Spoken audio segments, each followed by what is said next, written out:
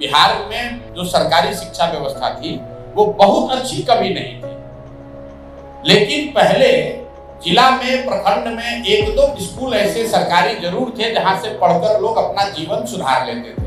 हम खुद सरकारी विद्यालय में पढ़े हैं। ये बगल में रामबली जी से मैं रास्ते में पूछ रहा था, ये भी सरकारी विद्यालय में पढ़े, और साथ ही आप लोग भी कई सरकारी विद्यालय में पढ़े होंगे।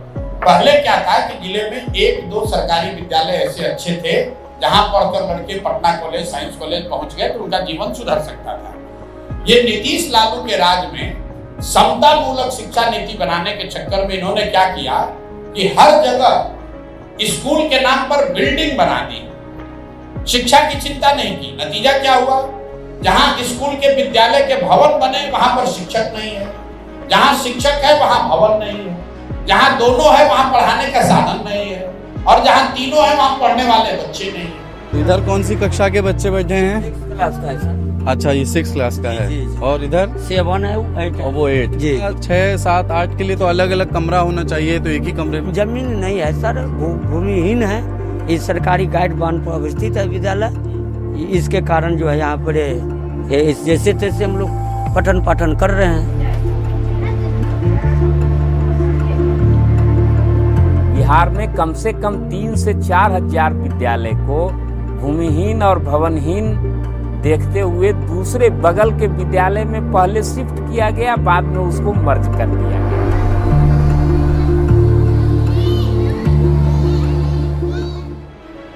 कई बार ऐसा लोगों को लगता है कि शिक्षा व्यवस्था इसलिए खराब है कि वहां स्कूल में खिचड़ी बंट रहा है। ऐसी बात नहीं।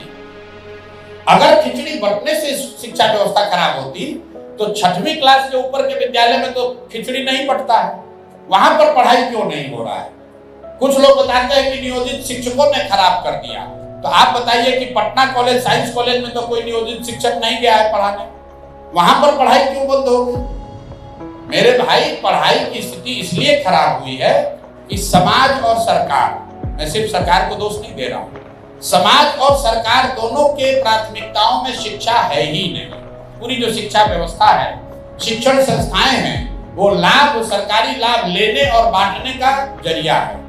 गांव में जाइए, लोग कहते हैं भैया मास्टर साहब हमको साइकिल का पैसा नहीं दिए। ये नहीं बताते हैं कि यहाँ गणित का टीचर है ही नहीं। समाज भी यही पूछ रहा है कि हमारा पोशाक का पैसा कब आएगा, हमारा साइकिल का पैसा कब आएगा। पढ़ाई की चिंता नहीं करता है। और सरकार में जो लोग बैठे हैं वो भी यही कह रहे हैं कि अरे भाई मास्टर लोग को इतना रुपया दिया जा रहा है, मास्टर पढ़ा तो रहा नहीं है, चलो इससे कम से कम वोटर लिस्ट ही बनवाओ, इससे स्वच्छता अभियान ही चलवा लो। कहीं न कहीं इसी वजह से बिहार में शिक्षा व्यवस्था पूरी तरीके से ध्वस्त हुई है। और मैं आपको अंतिम एक बात बताऊं, जब इस दौर का इतिहास लिखा जाएगा, 20 साल नीतीश कुमार के मुख्यमंत्री काल का जब इतिहास लिखा जाएगा, तो उनके शासन काल में बिहार में शिक्षा व्यवस्था का ध्वस्त होने को उनके जीवन का सबसे बड़ा काला अध्याय बताया जाएगा। ऐसा इसलिए कि कल एक अच्छी सरकार आ जाए, सड़क टूटी हुई सड़क बन सकता है, अगर बिजली नहीं है बिजली आ सकती है, भ्रष्टाचार है उस पर रोक लगाया जा सकता है। लेकिन जो 2 पीढ़ी के लोग अब पढ़ लिख कर इसी ध्वस्त शिक्षा व्यवस्था से आगे निकल गए, सिर्फ उनके पास डिग्री हाथ लगी है, अब जीवन भर उनको शिक्षित समाज के पीछे ही चलना पड़ेगा। अब उनका जीवन कोई नहीं सुधार सकता है।